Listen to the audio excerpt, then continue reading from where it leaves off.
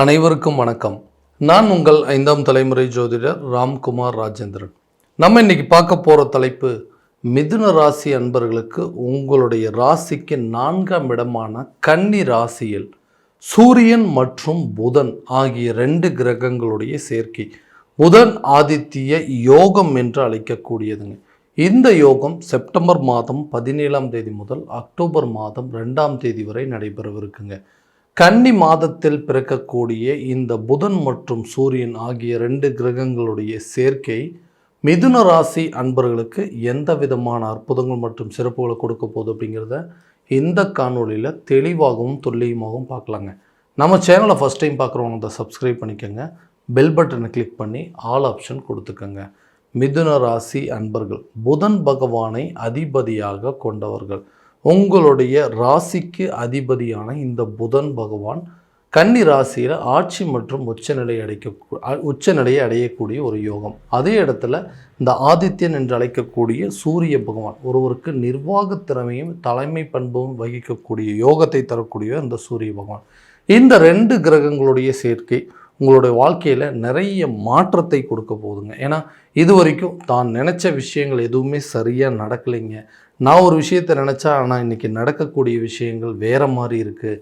நான் ஒரு விஷயத்தை எதிர்பார்த்துட்ருக்கேன், அந்த விஷயங்கள் எனக்கு அப்படியே டோட்டலாக வேறு மாதிரி நடக்குது. எதிர்பார்த்து செய்யக்கூடிய விஷயங்கள் கூட டோட்டலாகவே ராங்காக நடந்துகிட்ருக்குங்க, அதாவது தப்பாக நடந்துகிட்ருக்கு. ஆசைப்பட்ட விஷயங்கள் எதுவுமே சரியான விதத்தில் அமையல. ஒரு சில காரியத்தை தொடங்கணும் அப்படின்னு நினைக்கிறேன், என்னால் சரியாக தொடங்க முடியல அப்படின்னு யோசிச்சுட்டு இருக்கக்கூடிய இந்த மிதுன ராசிக்காரர்களுக்கு கண்டிப்பாக வாழ்க்கையில் நிறைய மாற்றத்தை கொடுக்கக்கூடிய ஒரு யோக காலம் அப்படின்னே சொல்லலாங்க. ஸோ நான் ஒரு விஷயத்தை எதிர்பார்த்தேங்க, என்னோடய வாழ்க்கையில் நான் எதிர்பார்த்த விஷயங்கள் அப்படிங்கிறது எனக்கு அமைஞ்ச ஒரு வாழ்க்கை அப்படிங்கிறது நான் நினச்ச மாதிரி சரியாக நடக்கலை, அதுதான் அந்த மாதிரி நடந்துருச்சு. அட்லீஸ்ட் நான் ஆசைப்பட்ட மாதிரி ஒரு வாழ்க்கை, நான் தேடி போன ஒரு வாழ்க்கை, நான் எதிர்பார்த்த மாதிரி ஒரு வாழ்க்கையை தேடி போனேன், அந்த வாழ்க்கையை இன்றைக்கி எனக்கு ஒரு கேள்விக்குறியாகவே நடந்துருச்சுங்க. ஏன்னா ரொம்ப கஷ்டப்பட்டேன் வாழ்க்கையில். இந்த மாதிரி சூழ்நிலைகள்லாம் யாருக்குமே வரக்கூடாது. நான் பட்ட கஷ்டங்களும் வலிகளும் வேதனைகளும் ரொம்ப ஜாஸ்திங்க. எல்லா விஷயத்தையும் கஷ்டப்பட்டு இந்த லைஃப்பில் இருந்து வெளியே வந்துட்டோம். அட்லீஸ்ட் இனிமேலாவது நம்ம எதிர்பார்த்த மாதிரி நம்ம நினச்ச மாதிரி ஒரு வாழ்க்கையை வாழ முடியாது அப்படின்னு சொல்லி நான் எதிர்பார்த்து ஒருத்தரை தேடி போனதும் சரி, நான் எதிர்பார்த்த வாழ்க்கையாக இருந்தாலும் சரி, இன்றைக்கி நான் நினச்சதுக்கும் ஆப்போசிட்டாகவே நடக்குது.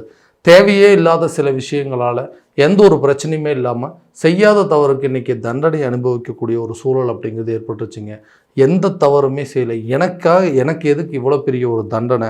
நான் ஆசைப்பட்ட சில விஷயங்கள் இன்றைக்கி நான் நினச்ச மாதிரி இல்லை, இதை ஏதாவது ஒரு விதத்தில் சரி பண்ண முடியுமா? இந்த பிரச்சனைகள்லாம் எனக்கு தீர்மானம் எதிர்பார்த்துட்டு இருக்கக்கூடிய நபர்களுக்கு கண்டிப்பாக தங்களுடைய வாழ்க்கையில் நிறைய மாற்றத்தை கொடுக்கக்கூடிய ஒரு காலகட்டமாக இருக்க போகுது. இருக்கக்கூடிய வாழ்க்கையில் எந்த பிரச்சனையும் இல்லாமல் நீங்கள் நினச்ச மாதிரி ஒரு சுமூகமான சூழலை கொண்டு போகிறதுக்கான சூழல் அப்படிங்கிறது கண்டிப்பாக உங்களுக்கு ஏற்படுங்க. அதே நேரத்தில் பிரிந்த நபர்கள் ஒன்று சேரக்கூடிய ஒரு யோக காலமாக இருக்க போகுது. எந்த தவறும் செய்யாமல் இன்றைக்கி 2 பேருமே பிரிந்து ஆளுக்கு ஒரு திசையில் வாழ்ந்துட்டுருக்குறோம். குடும்ப சூழல் அப்படிங்கிறது சரியான விதத்தில் அமையலை அப்படின்னு எதிர்பார்த்துட்ருக்கவங்களுக்கு கண்டிப்பாக பிரிந்த நபர்கள் ஒன்று சேரக்கூடிய ஒரு தருணமாக இருக்க போதுங்க. விட்டு சென்றவர்கள், விலகி சென்றவர்கள் உங்களை தேடி வரக்கூடிய ஒரு காலகட்டமாக இருக்க போதுங்க. லவ் பண்ணிகிட்டு இருக்கும்போது எந்த பிரச்சனையும் இல்லைங்க, சராசரியாக எல்லாத்துக்கும் வரக்கூடிய சின்ன சின்ன சண்டைகள் தான். அந்த சண்டை இன்றைக்கி பெரிய அளவில் கொண்டு போய் நிறுத்திடுச்சுங்க. இன்றைக்கி 2 பேரும் பிரிக்கக்கூடிய அளவுக்கு சில சூழல்கள் வந்துருச்சு. இந்த காதல் அப்படிங்கிறது திருமண லெவலுக்கு கொண்டு போக முடியுமா? அங்கே பெற்றவங்கக்கிட்ட சொல்லி சம்மதம் வாங்கிட்டு நாங்கள் ஒரு நல்ல மன வாழ்க்கையை ஏற்படுத்த முடியுமான்னு எதிர்பார்க்குறவங்களுக்கு இந்த யோக காலகட்டங்கள் ஒரு நல்ல அற்புதமான பலனை கொடுக்க போதுங்க. ரொம்ப நாளாக கல்யாணம் ஆகாத நபர்களுக்கு கூட கூடிய விரைவில் திருமணம் நடக்கக்கூடிய ஒரு சில யோகங்கள் அப்படிங்கிறது கண்டிப்பாக இருக்கும். குழந்தை பாக்கியம் இல்லாத தம்பதியினருக்கு குழந்தை பாக்கியம் அப்படிங்கிறது கண்டிப்பாக ஏற்படக்கூடிய ஒரு தருணமாக இருக்க போதுங்க.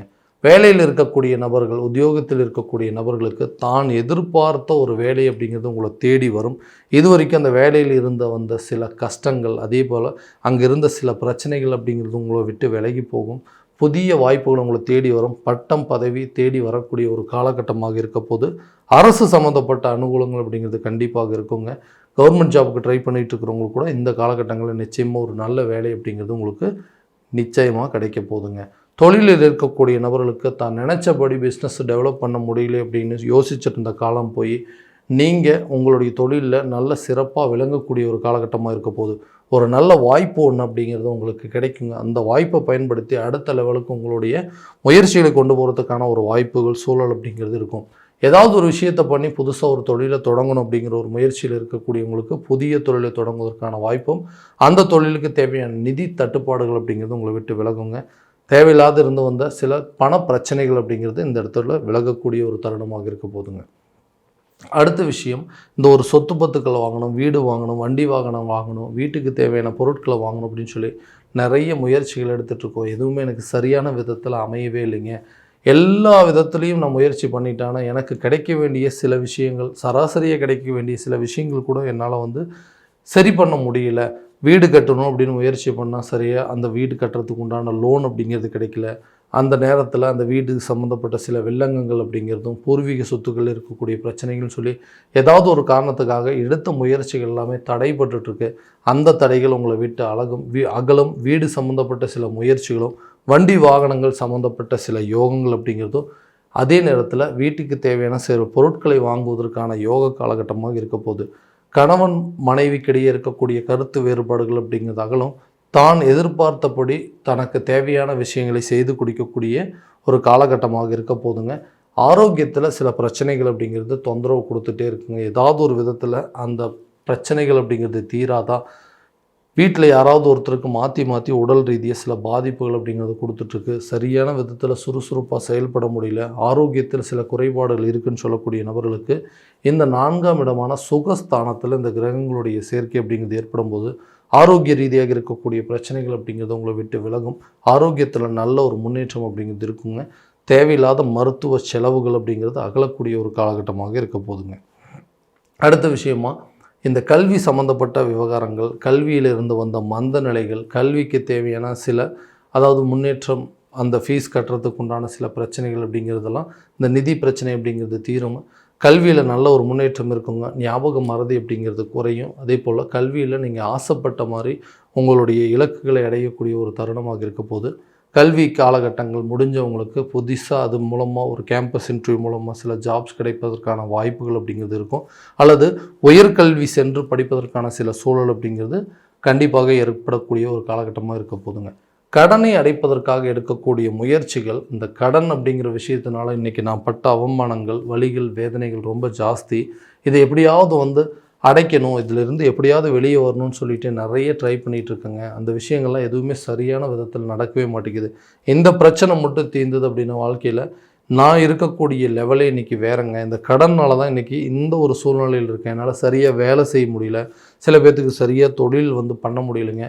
திருமணத்தை பற்றி என்னால் யோசிக்க முடியலைங்க. குடும்ப சூழல் அப்படிங்கிறது, ஒரு இடம் வாங்க முடியல, ஒரு வீடு கட்ட முடியல, வண்டி வாகனம் வாங்க முடியல. எல்லா பிரச்சனைக்கும் காரணம் இந்த கடன் தான். ஏன்னா வாழ்க்கை பூரா இந்த கடனை அடைப்பதற்காகவே எல்லா போராட்டமும் இருந்துகிட்ருக்கு. இன்றைக்கி கடன் வாங்கி சம்பளமாக இருக்கட்டுங்க, இன்றைக்கி தொழில் மூலமாக வரக்கூடிய லாபமாக இருக்கட்டும், எல்லாத்தையும் கொண்டு போய் அந்த கடனை கட்டுறதுக்கே எனக்கு சரியாக போயிடுது. எனக்கு வர வேண்டிய தொகைகளோ, எனக்கு வர வேண்டிய சில சொத்துக்களோ, எனக்கு தர வேண்டிய சில பணங்களோ கரெக்டான நேரத்தில் கிடைச்சது அப்படின்னா கூட இன்றைக்கி நான் இருக்கக்கூடிய லெவலே வேறன்னு யோசிச்சுட்டு இருக்கிறவங்களுக்கு கண்டிப்பாக உங்களுக்கு வர வேண்டிய தொகைகள் அப்படிங்கிறது சேருங்க. எதிர்பார்த்த இடத்துலேருந்து உங்களுக்கு கரெக்டான நேரத்தில் உதவிகள் அப்படிங்கிறது கிடைக்கும். உங்கள்கிட்ட பணம் வாங்கினவங்க கூட உங்களுக்கு திரும்ப தரக்கூடிய ஒரு யோக காலகட்டமாக இருக்க போகுது. புத்திசாலித்தனமாக செயல்பட்டு சில நிர்வாக திறமையோட உங்களுடைய வாழ்க்கையில் அடுத்த லெவலுக்கு கொண்டு போகிறதுக்கான சூழல் அப்படிங்கிறது கண்டிப்பாக இந்த காலகட்டங்கள் அப்படிங்கிறது உருவாகுங்க. நிறைய மாற்றங்கள், குடும்ப ஒற்றுமை அப்படிங்கிறது நிச்சயமாக மேலோங்குங்க.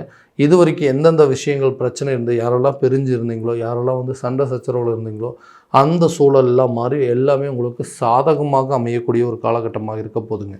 இது வரைக்கும் நம்ம பார்த்ததெல்லாம் கோச்சார ரீதியான பலன்கள் மட்டும்தான். எந்த பலன்கள் அனைத்து உங்களுக்கு நடக்குமா அப்படின்னா, உங்களுடைய சுய ஜாதகத்தை முழுமையாக தெரிஞ்சுக்கிட்டு அதற்குண்டானபடி சில முயற்சிகள் எடுக்கும்போது வாழ்க்கையில் எல்லா விதமான வெற்றிகள் அப்படிங்கிறது உங்களுக்கு நிச்சயம் கிடைக்குங்க.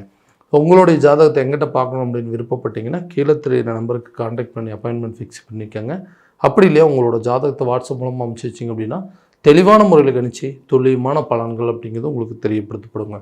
மீண்டும் அடுத்த காணொலியில் உங்களை சந்திக்கும் வரை உங்களிடமிருந்து விடைபெறுவது உங்கள் ராம்குமார் ராஜேந்திரன். நன்றி.